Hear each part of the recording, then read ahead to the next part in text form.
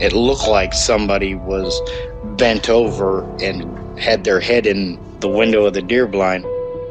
It either heard me or smelt me, and he pulled his head out of the tent and stood straight up, and that shocked me.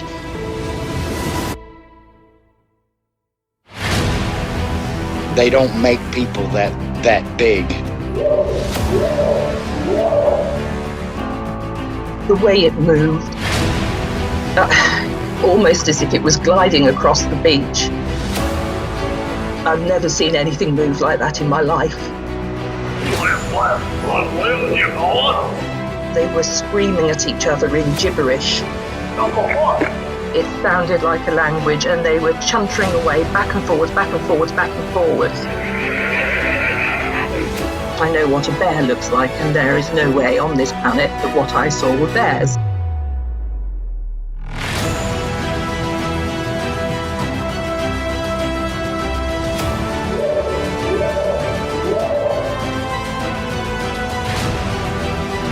What are you reporting?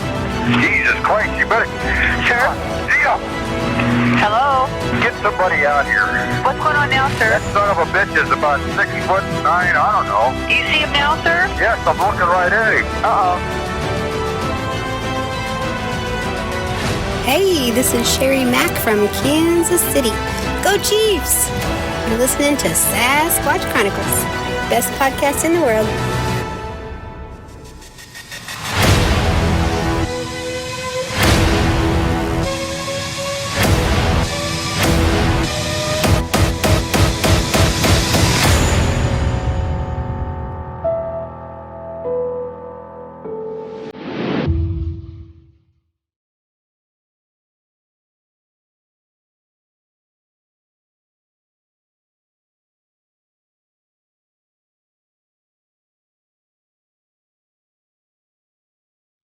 Welcome to the show, everyone. Thanks for being here tonight. Got a great show planned for you. Tonight we're going to be chatting with Johnathan. And Johnathan comes to us from Virginia. Back in 2018, he was actually driving back to his cabin and had a very, very strange night. I'll let Johnathan kind of go into it. If you've had an encounter and you'd like to be on the show, shoot me an email. My email address is wes@sasquatchchronicles.com. And if you get a chance, check out sasquatchchronicles.com. You can become a member and get additional shows. Regarding the app that I'm sending out for the members, everything you can do on the website, you can actually do in the app. And I'm very almost kind of insane when it comes to how sound quality. And I want perfect sound quality, the best I can. And it's something that drives me completely insane when I don't hear a good sound quality. But with the app, I'm happy to report the sound quality is really, really nice in member and non-member shows. And again, everything you can do on the website, you can now do in the app. But I've been trying out different versions. They'll send me one. I'll send them things that I want changed or fixed. And I sent the developers kind of a list of the last things I wanted fixed on it. And I noticed this morning I got an email with them with a link with the new updated version of the app.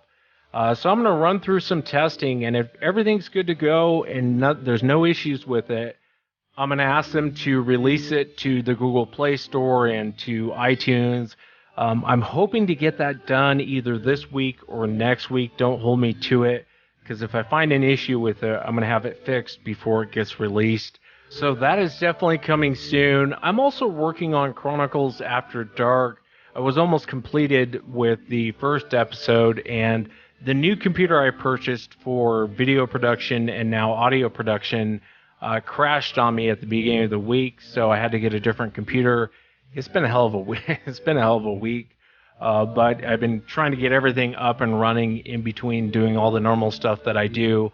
But for the most part, I have everything set up, and I'm going to start working on that and a lot of other video projects. So look for that coming soon too as well. Let's jump into it tonight. I want to welcome Johnathan to the show. Johnathan, thanks for coming on. Hey, thanks so much for having me. Yeah, thank you again for being here. And I know you were kind of nervous coming on because it was such a weird night. But as I told you before, you're not crazy. I've heard this sort of thing before. And I don't know what to make of it, but I thought it was very important for you to come on and share what happened to you, because maybe it happened to someone else.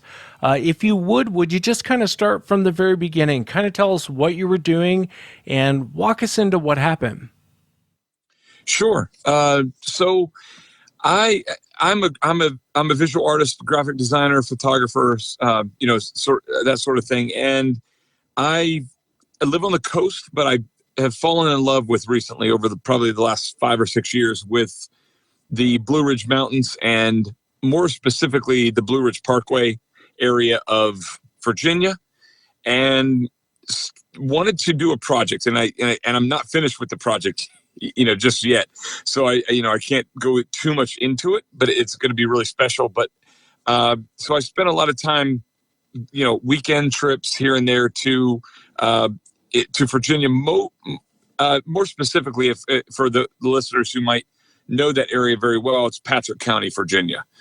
So what I would do is I would go there. I would spend 3 or 4 days at a time, and just working on my project. And there was a few cabins, a few areas where I would rent, for the weekend. It's kind of sort of like the Airbnb thing, and and I would go there and I'd work, and then come home and and take what I worked with over the weekend, and sort of put it into this project. It's a passion project, really, but it was this one specific week in 2018 that sort of just changed my entire view of the area, if that makes sense.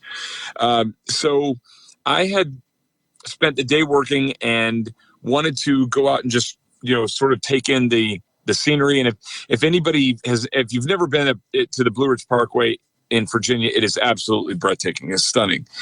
And so I was there probably around 6 o'clock, 5:30, 6 o'clock that afternoon or that evening, and drove into a place called Lover's Leap, and it's a Lover's Leap overlook.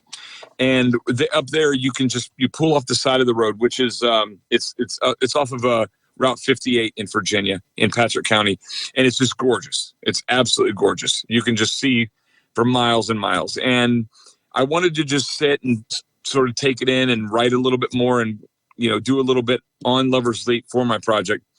And there's always tourists, obviously, that come in, and they'll pull in and they want to take pictures. And me being amateur photographer, but semi-professional photographer, I would jump in and grab the camera from them and take pictures for them instead of their selfies. So I stayed there a little bit longer than normal. And again, I mentioned I live on the coast, and that was so for me, everything's very flat, and I'm not a huge fan of driving those roads at night. And I stayed a little bit too long. So I took in the sunset, everything. So started to head back to the cabin where I was staying at, which is off of this route onto another road called Virginia 8. And Virginia 8, it's a windy road, and it's at nighttime, it gets a little dicey, a little scary because of deer, anything really that you might run into. I'm not a big fan of that. So I was heading back to the cabin, and that's sort of when it all took place. And I apologize, that was a long way around telling you, the buildup. But once you get onto Virginia 8, there's a little bit of windy road, and then as you come up over a hill, this was one specific hill, and you start to come down, you can see pretty far, for Virginia roads anyway, you can see pretty far. It went all the way down the hill and then comes all the way back up. And at the very top of the other side of the hill, I noticed a really, really bright light. And so, driving late at night on those roads, people have their brights on. That's common. So I'm coming down the hill, and the lights are incredibly bright, but they're not getting closer to me. I thought that was a little odd, but I'm getting closer to the lights. And as I start to come down and back up the hill, the lights are still bright. And this is where it gets really strange, really where I can't really process what happened. So I'm going to try to tell you this as best as I can. I'm coming up the hill and the lights are still bright. And so my first thought was, okay, growing up, you know, driving school, they tell you, you hit your brights once to say, hey, buddy, your brights are on. So I hit my brights, nothing happened. I'm still getting closer to this bright light and it's really bright. And so my first thought was, okay, there's a car that's disabled on the road. So as I'm getting closer, I really can't see, and I hit my brights again. And so this is when I slowed down, and I started to slow down because this is about a 45 mile an hour zone. And I started to slow down to about 30, 25 because I really couldn't see. And I was at this, and I got frustrated because I was like, okay, you're a broken down vehicle. I'd like to help you, but you need to kill those brights. And so I hit my brights as I just turned the brights on, never turning them back off again. And as soon as I hit my brights on, the only way I can describe this, man, is sort of like a flash of explosion. It was like you look in the sky at night and the stars that we draw as artists or that we know how to draw as kids, that's not how a star really looks. It's got that bright vertical, bright horizontal, extends out, wide. It flashed brighter than anything I've ever seen, to the point where I hit my brakes and brought my car to a complete stop. And the bright light that I saw in the center sort of looked like it just exploded, and then it went black. It just went black. And I'm now stopped in the road, and this time of evening on this road, there's not much traffic. And if there is, luckily for me, they're going to see me coming up over that hill. So I'm sitting there because I can't believe there's nowhere for this vehicle to have made a right or a left. There's nowhere for it to go. So if I can tell you the way I'm headed in my direction, one side is sort of the rocky mountain that, the mountainous terrain that goes up, and the other side, it goes down. There's nowhere for a car to go because my first thought was, this car just took off.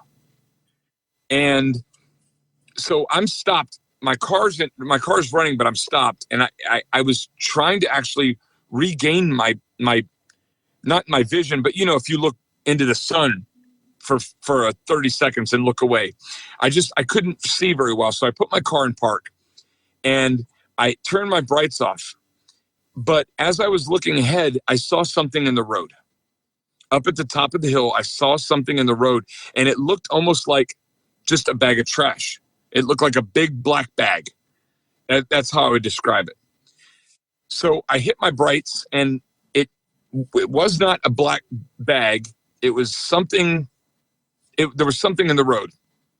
So when I regained my composure, because again, I've never seen anything this bright in my life, I drove up the hill, and as I got closer with the brights on, there was a deer in the road. In where I thought that, that bag of trash or whatever that big lump of black was a deer. And so I pulled up and I thought, okay, this car hit a deer and didn't know what to do. Because I'm still thinking this is a car. I at this point, I didn't know how to process this. So I stopped, I put my car in park, and I got out. And as I walked up, now at this point, it went from twilight to sort of like, the midnight black. And as I got out of my car, I started walking up, and with my brights on, I saw that there was a deer laying in the middle of the road. And I walked up to it, and I looked at it, and when I looked down at it, it was alive. And it was alive, but it was looking at me. And I have been in these mountains and in this area off and on for 5 years for this project. And I know for a fact, I would wake up in the morning in my cabin. There were deer there every morning eating, just nibbling in the grass. If you even closed your door, deers run. That's what they do. He was laying there and he was looking at me. But the most disturbing part was that there was no blood. There was no blood anywhere. There was no sign of impact. There was nothing about this deer other than it was laying on its side like you and I would be laying in bed. And he was looking at me. He was breathing. And so I had my phone was in my car. Everything was in my car. And one of the contacts that I've made, one of the relationships I've made over the years, his name was Steve. He is an outdoorsman. I'm not. I love that area, but I don't hunt. I don't do any of that. I walked back to my car because I wanted to get my phone because I can't even fish. To be honest with you, if I catch a fish, I get sad a little bit. I love animals. I love nature. Yeah. So I walked back to my car thinking about my friend Steve. And I was like, I'm going to get my phone. Steve lives within 10 minutes away. And again, this is about maybe 15 minutes away from the Blue Ridge Parkway. Very, very heavily traveled area. So I had two thoughts. One was I need to help this deer. And my second was I need to figure out what to do with my car, because if somebody comes up over that hill and comes down, I don't want to cause an accident. So I got in my car and drove up a little bit further. I passed the deer up to the top of the hill and sort of made a left into the oncoming traffic lane where people could see me coming up over that hill and put my flashers on. Again, I'm being a sappy guy here. I felt bad for the deer. He's still laying there. He's still breathing. And every time I approached his eyes, he was looking at me almost like he was paralyzed. And I grabbed my phone and I went to call my friend Steve, and I didn't have any service. And I thought that was interesting because, this is a very remote area, but again, 15 minutes away from the Blue Ridge Parkway, you don't really have that much trouble getting service. I had no service on my phone. So my next thought was I'm going to go back and I had my laptop with me as well because I write. So I went back to get my laptop in my car, and I'm looking through my bag, and this is where the word kook or you're insane from friends or people that I've told this story to comes into play. I was looking, I had my door open. I'm in the passenger side of my car, and I'm going through the back seat of my car with my bag, getting my laptop out, because my thought was I'm going to get my laptop out and I'm going to shoot him a quick message. And I found my laptop and I turned around to look, and the deer was gone. The deer was gone. There was nothing in the middle of the road. So, okay, now I'm processing this now. I've had years to try to figure this out. Okay, car hit a deer. Car left, even though a car can't make that kind of a light. Car left. Deer is maybe stunned, which I think has happened. Deer then finally regains sort of like the feeling in its body. I don't know. And it takes off. That all of this is sort of making sense. The deer's gone. This is when everything sort of went like deathly still. I've never in my life, and I grew up in West Virginia. I live on the coast now. I've been in mountains. I've been in desert. I've never heard anything go silent. Like the silence. It was, I can't even explain it to you, Wes. The silence was just, it's sort of that every hair on your body stands up, because it almost felt like, I know it's cliche, and I know you have so many interviews with so many people, and it's a cliche. It's very cliche, but it's like, oh, someone's watching me. I had the feeling of someone watching me. I've never known what that feeling was like. I'm guessing this must have been it. But it went completely silent. It went from in September, that time of year in the mountains, you hear the chirping, you hear all of that. And everything went completely silent. And I put my laptop back down. And when I turned around, there was a figure in the middle of the road at the top of the hill. At this point, I went from sort of the, like, I want to help the deer to, I don't know what to do now. And this was a figure that I don't know how to describe, but it was tall. And again, I've been to so many parts of this area, and you go into any mom and pop shop up there and they have Bigfoot stickers, they have Bigfoot t-shirts. It's so, it's a money-making scheme. I'm not saying that it was that, but it was big, and all I could see was his silhouette because my lights were still on for my car.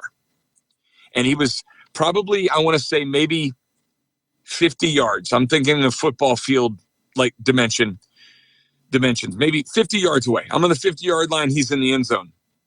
And it's just standing there. And honestly, man, I've never been, to this day, I've never been able to scrap that out of my mind, if that makes sense. I've never been able to get rid of that thought out of my mind. I've never been able to not unsee it. And I stood there, and whatever it was stood there. And I was frozen. And I didn't know what else to do. I had my laptop in my hand, and I reached in my car, and I put the laptop back down on the front seat, and I wanted to hit my brights. My lights were on. My car was on. I wanted to hit my brights, but I was scared, if that makes sense. And I didn't hit my brights for a minute or two, but there was a contact. And I know that sounds crazy, but there was, I don't know what this thing was, but I know it was not a person. And I know, obviously, I'm not into that whole, I believe there's a chance that there might be life on other planets, obviously. I think it's crazy not to think that we're the only ones on the planet, or that we're the only ones in the universe. But it's not that green little guy that people talk about, but it wasn't an animal. I don't know what this was. I have no idea what this was, but between the lights, the deer being there, then the deer being gone, and then this thing at the top of the hill, I was terrified, man. I was absolutely terrified. And I'm sorry for the long story there.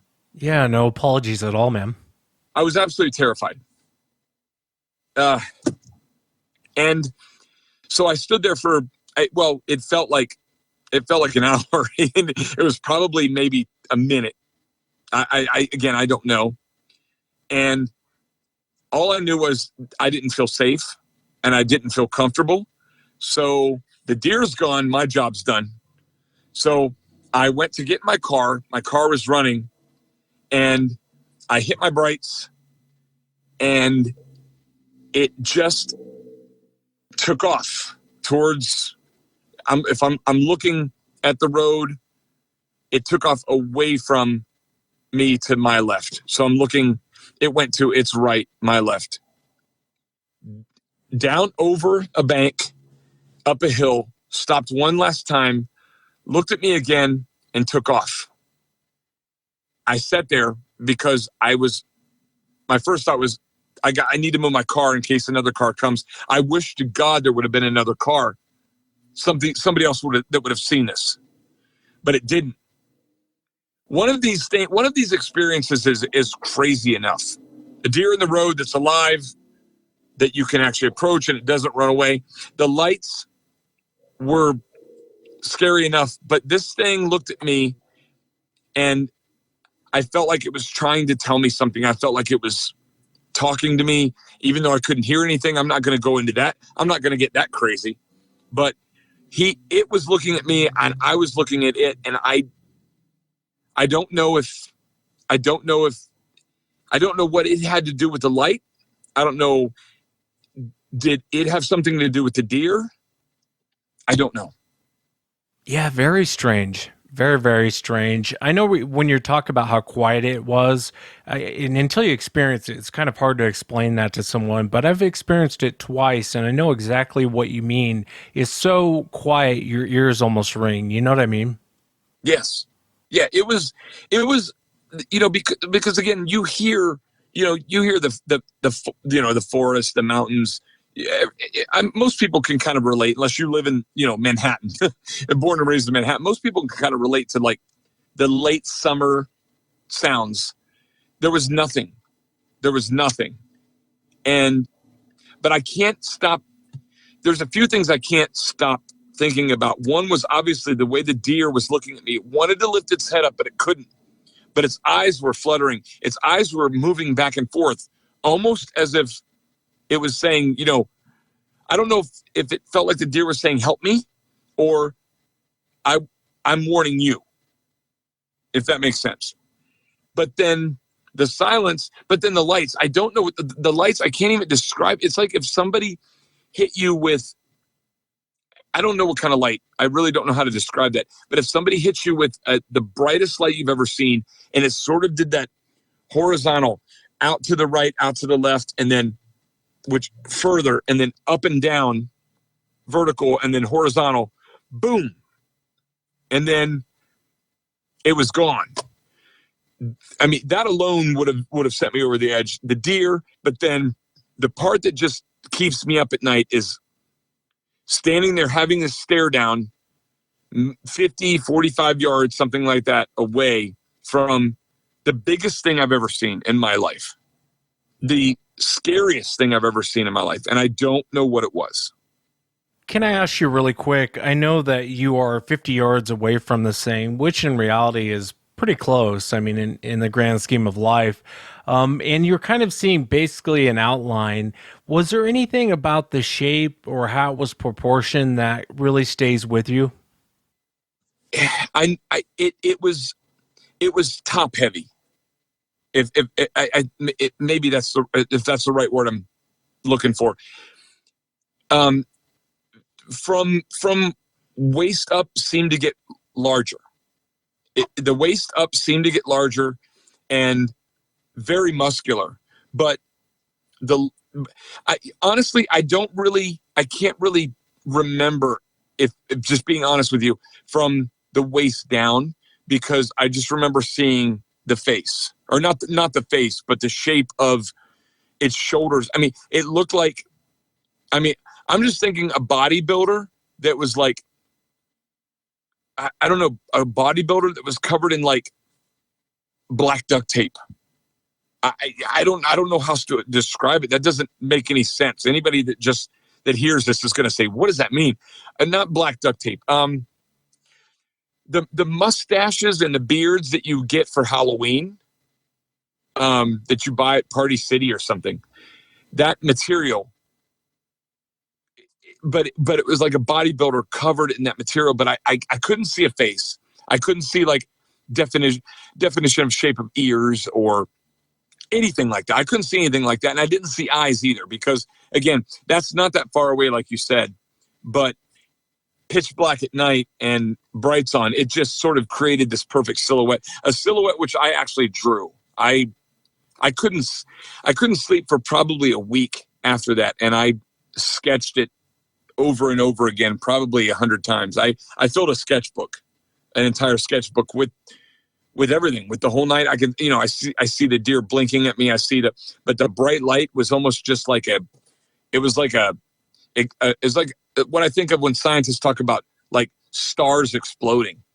But then that whatever that was, but it wasn't a person. At first I thought it was maybe the person that drove the car that hit the deer. I was trying to like backtrack, in my mind, thinking like this is all just a guy driving a car, hit a deer, got scared, backed his car away, got out of the car maybe to come check on the deer. No, this wasn't a person.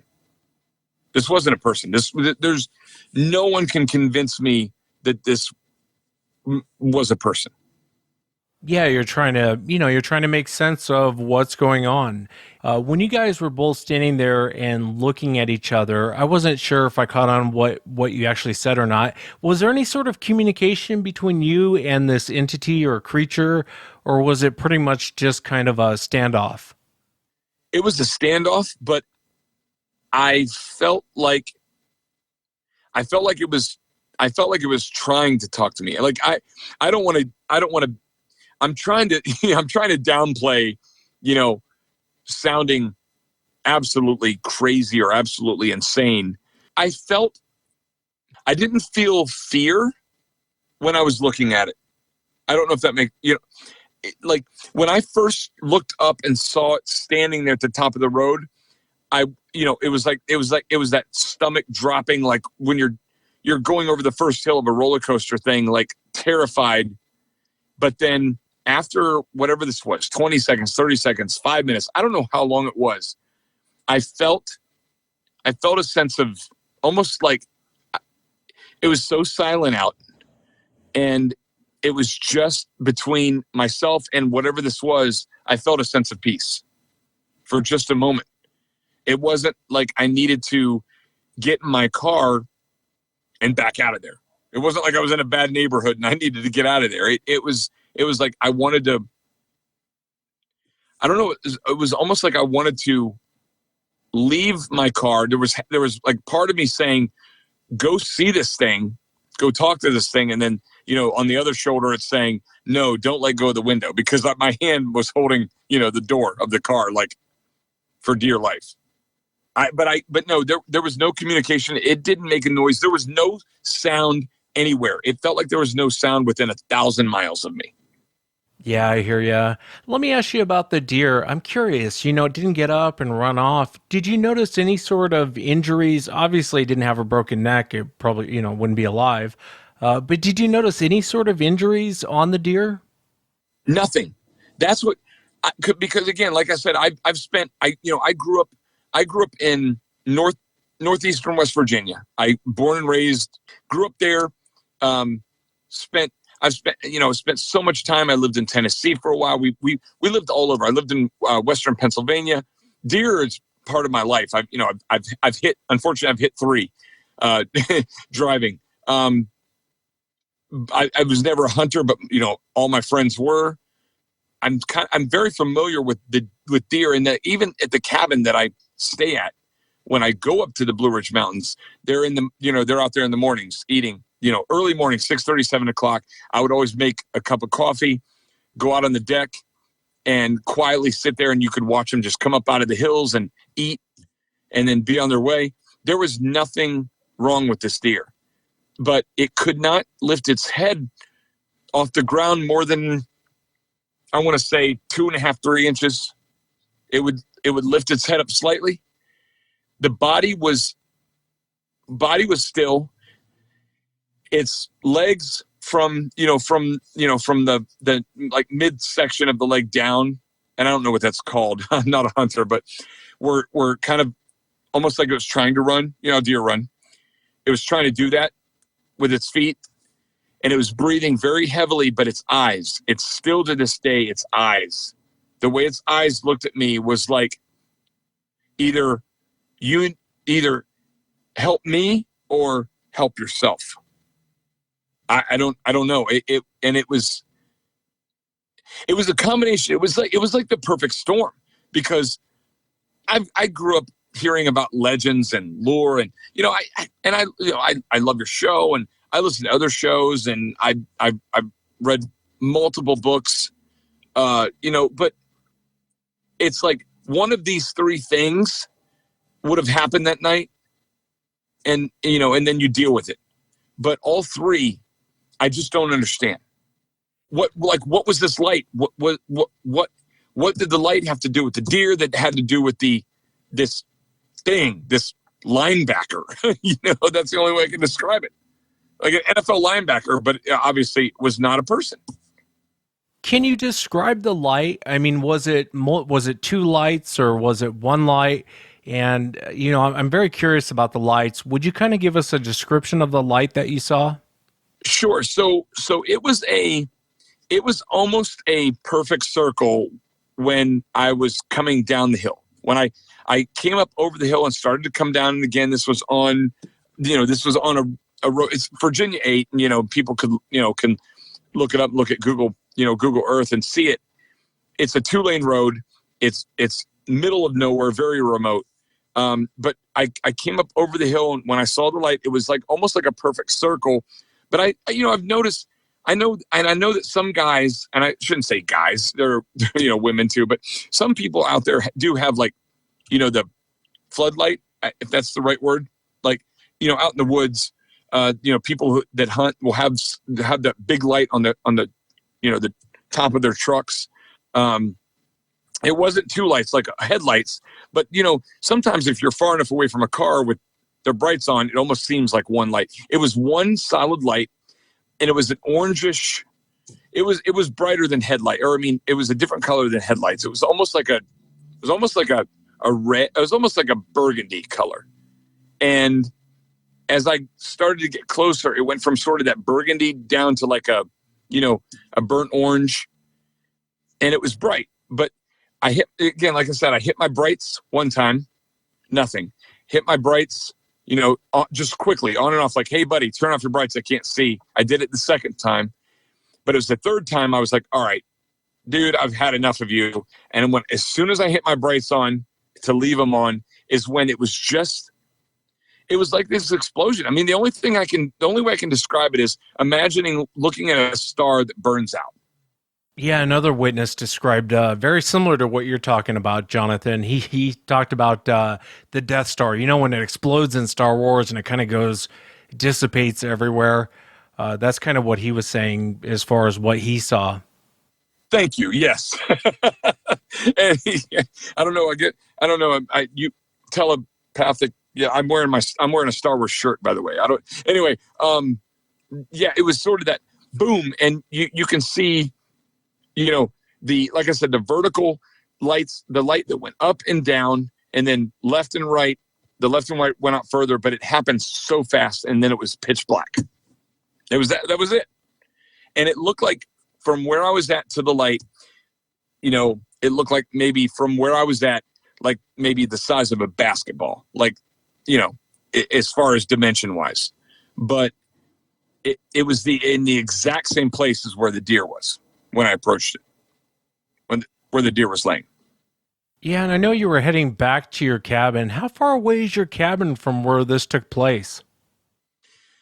This is about, I want to say about 20 minutes away. 20 minutes, 13 miles, 15 miles, something like that. But then I say 20 minutes, but at nighttime, maybe a little faster in the day, but at nighttime, obviously, I'm a coastal guy for the last 20 years of my life, and I'm used to driving 20 miles straight road. I could drive it with my knees, so I take it a little slower, but not that far away. But again, even where my cabin is at that I like to rent is really in the middle of nowhere as well. I'm maybe 20 miles away from even the nearest like market or convenience store. Yeah, the lights really fascinate me, and I did a show a while back. It's actually a really popular show. When the guest came on, he didn't want to share this portion of the story, so you don't actually hear it in the show. But before he saw these 2 creatures, he saw these 2 lights in a tree, and he said they exploded, and he used that whole like the Death Star, and I don't think he said exploded. He said they just kind of dissipated, and it went everywhere. Right after that is where he saw the creatures. And it makes me wonder if there has to be something going on with these lights and these creatures. It's a weird coincidence. I wanted to ask you, how far away from you was the deer when you were by your car? What kind of a distance are we talking about? So maybe 10 feet. So I feel like I would have heard it. It was close because I was worried about it. Like I told you earlier, but maybe 20 feet max. It was not that far away, and I feel like I would have heard it take off. especially into the woods with the silence. I feel like I would have heard something. What I think was the strangest part, the whole, and again, I think this whole thing happened within, half an hour. But the strangest part, honestly, was when I went back to where I knew the deer was laying, and there was nothing.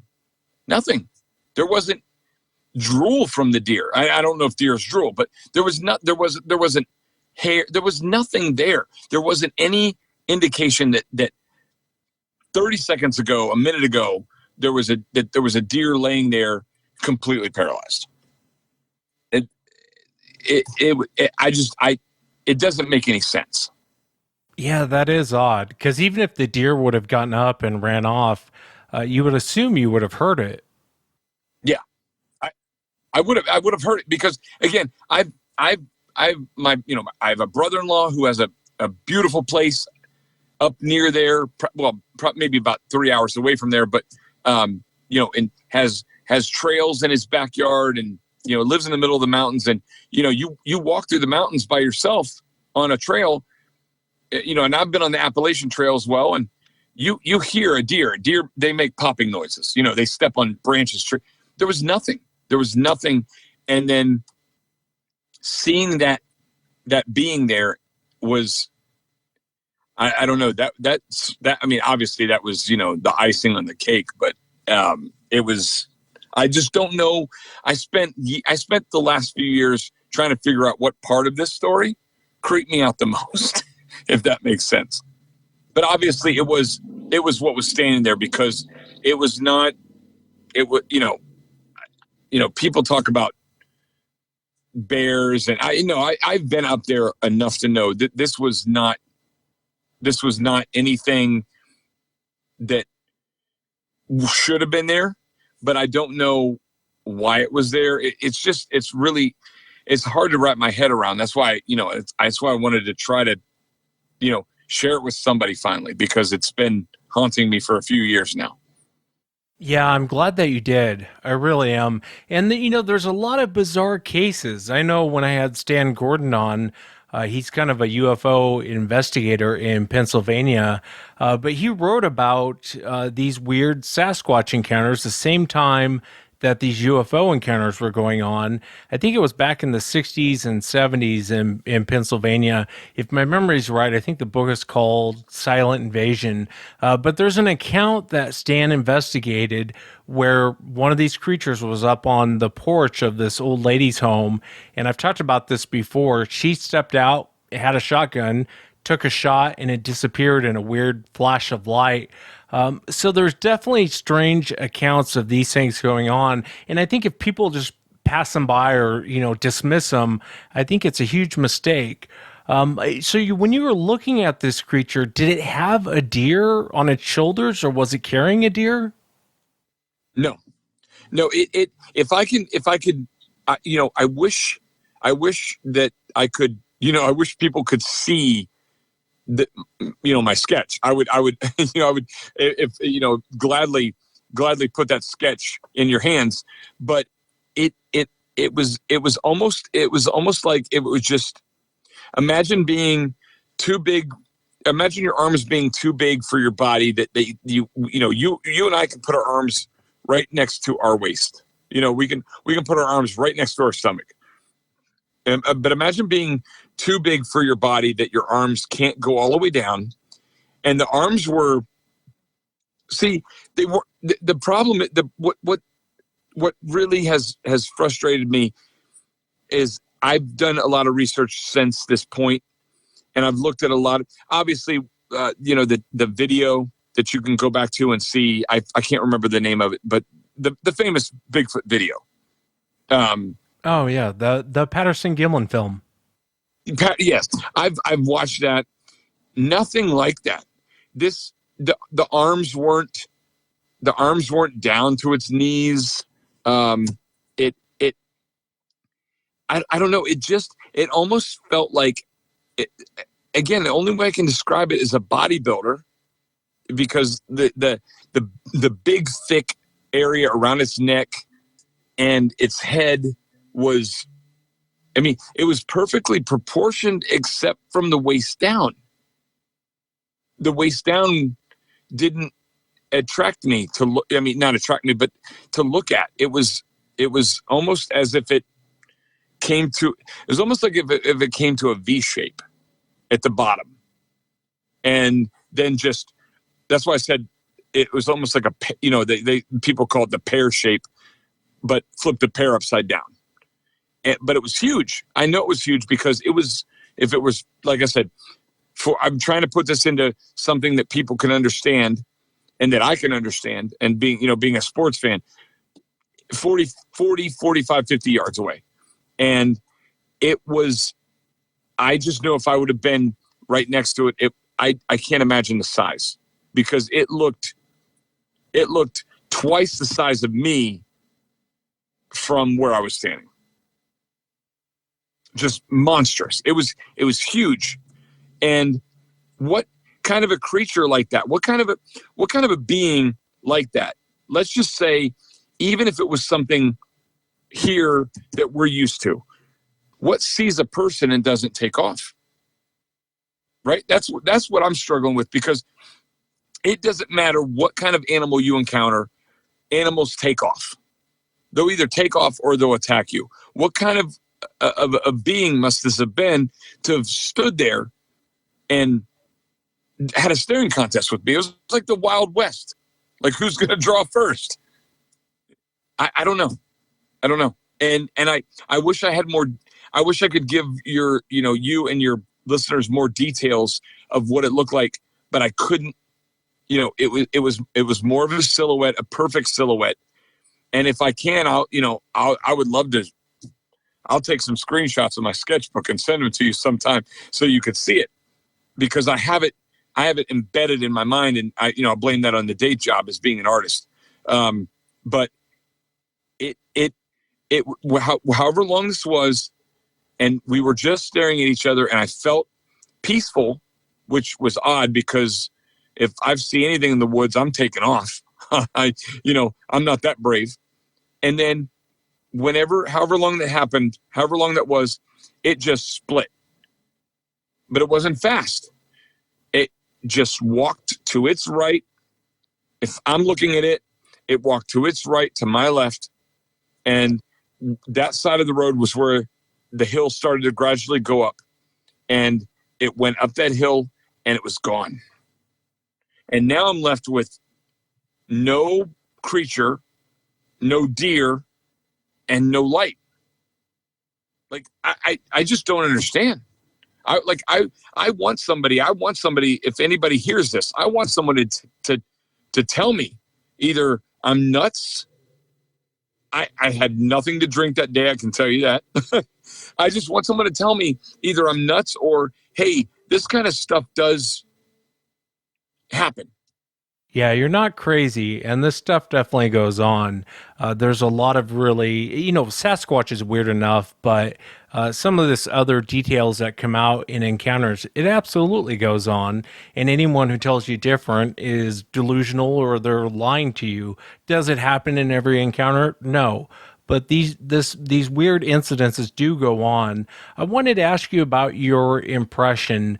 You're standing there looking at this creature, and it's looking back at you. And when you think of a standoff, you think of who's going to throw the first punch.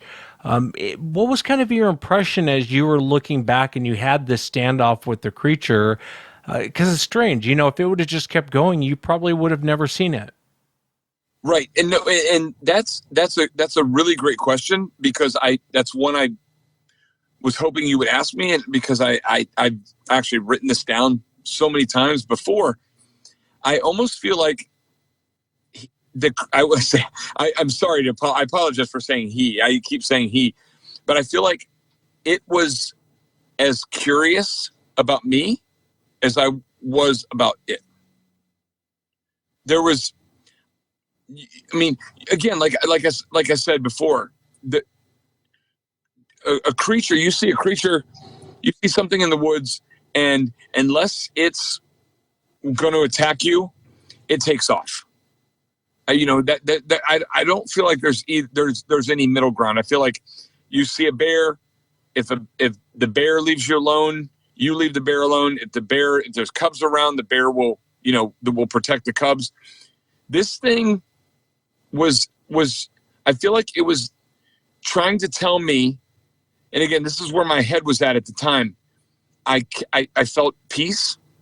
I felt half of me wanted to go to approach it. The other half of my body was saying, this is a really terrible idea. But I feel like it was thinking, or it was trying to tell me, don't worry about it. Don't worry about everything you just saw. You go on your way and I'm going to go on mine. Because again, if this thing is whatever this was, if it was intelligent enough, which obviously it's something standing upright, walking, that means it has to have intelligence. I mean, turtles are intelligent in a certain sense, but I feel like if it sized me up, I'm not a big guy. I was driving a car, not an SUV or a truck. Not that I'm stereotyping, but I don't own a gun. I've never owned a gun. My backseat was filled with sketchbooks and pens and ink and my laptop. I'm an artist. I feel like it knew it. That might sound crazy, but I feel like it knew that I wasn't going to hurt it. And so in return, this thing wasn't going to be violent to me. It was, like I said, it was a very, very peaceful, however long it was. And I wish I would have known. I wish I could have figured out how long this was.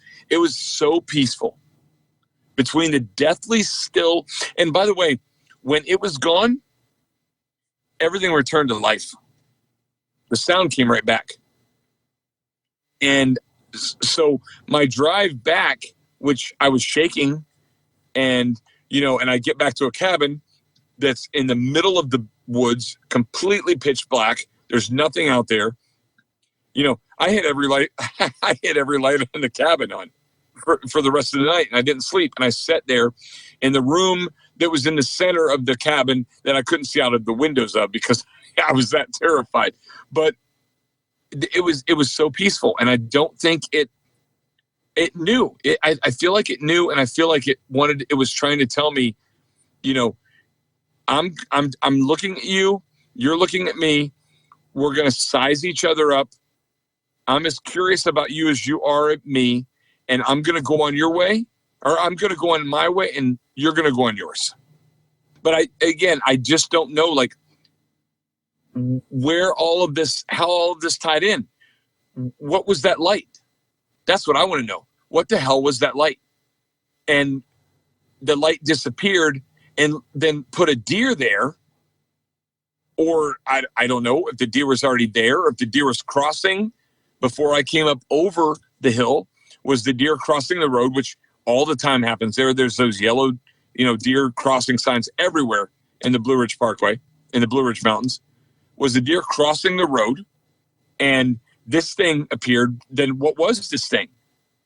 But then why was there this creature, this being, this thing thereafter? None of it makes sense. I can't figure it out. Yeah, it's frustrating, especially when you try and search for answers. And, I'm not going to, sit here and tell you, well, this is what happened and here's exactly what was going on, because I really don't know. I've heard it many times, and it's a lot of your questions are the same questions I have, and neither one of us can answer them at the moment. It is frustrating, especially when you're trying to, you're replaying it over and over and over again in your head. I get it, man. I get exactly the way you feel. After this whole encounter, did you feel ill or did you feel sick afterwards? I didn't feel, well, I did, but it was more of a nervousness, stomach ache kind of thing. It wasn't, because I've heard, again, I've listened to your show. I've read a lot. I'm a big sci-fi guy. I love all the sci-fi movies. It wasn't like I'm burned or like ill, like, throwing up, or any of that. It wasn't that. But it was a very unsettling. I didn't eat well for the next few days, but I think it was I'm 45 years old, and I've never encountered anything that has scared me as much as this ever in my life. And I've gone through some weird stuff. I lived in a house growing up in West Virginia that was over 100 years old and had some weird stuff going on in it. That's another story for another day. But this was the most terrified I've ever been. So I think it was probably just maybe my body reacting to that. But it wasn't like I didn't go back to the cabin and start vomiting or anything like that. No. Yeah, from fear and shock, you're feeling kind of ill. I get that. The reason why I was asking you that question is there's a theory of infrasound, that these things put off infrasound, and sometimes people get ill from infrasound. It's kind of one of the side effects, but that doesn't really sound like that was the case in this situation. And like I was telling you before, you're not crazy. You're not going insane. This has happened a lot. I've heard it many, many times. And I filmed the lights. I have no idea what the lights are. To this day, I have no idea what it was that I saw. Just a weird light flying around in the woods. It's weird. One question I ask everyone, Johnathan, and there's no wrong answer. I'm very curious on your opinion. What do you think Sasquatch is?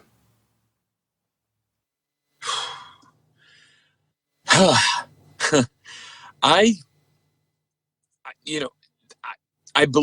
believe that we have been around for so long, and I don't want to take anything away from anybody who has Christian beliefs that might listen to your show, but I believe in evolution as far as, things evolve. And, who's to say that this wasn't something from thousands of years ago that sort of just went off the radar and didn't want to continue to evolve like we have. And, and it still exists to this day. I don't know, because I've heard stories my whole life growing up. Obviously I lived in a town where there's a legend about something called the Grafton Monster. I don't know if you've ever heard of that. In Grafton, West Virginia, you should check it out sometime. That's where I grew up, in Grafton, West Virginia. And there's the town loves it. There's a legend about the Grafton Monster. I believe that there are, and of course, we were only a couple hours away from one of the most famous things in the world, which is, Point Pleasant, which, but I believe that there are things out there, but I believe that we are so stuck in our day-to-day routine. People say, well, I've never seen a UFO, but how often do you look up? We drive to work. We go into work. We're in work all day. We come out, we go to lunch break, we eat, come home, play with your kids, spend time with your family, your loved ones. You binge watch shows on Netflix. I watch your show, I listen to your show. How often do we actually look up? We don't look up. So, so when someone does look up and see something, we immediately say that they're crazy. So if somebody's in the woods and sees something that might have mutated over the years, might have evolved in some way over the years, went from ape to human, but stopped halfway. I don't think that it's crazy. So for a Sasquatch, I just feel like, or Bigfoot in general, if this is what it was, because I can tell you, it didn't have any, I almost said it didn't have any characteristics of an alien. No, you know what I mean? That was a ridiculous, I was about to say a ridiculous comment, and I said it. But, the little green men, or the gray people, or, anything you've ever read about, it didn't have anything otherworldly. Again, it felt like I was staring at just a big giant bodybuilder, an NFL linebacker covered in hair. So what is Sasquatch? It's the perfect mixture of nature and civilization. I don't know. Yeah, and that's a fair answer. It's definitely a fair answer, Jonathan. And like I said, no one really knows what Sasquatch is, so there's really no wrong answer. God, I would love to know what the heck that light was and what happened to the deer in your encounter. Very, very strange, but they're all strange, you know.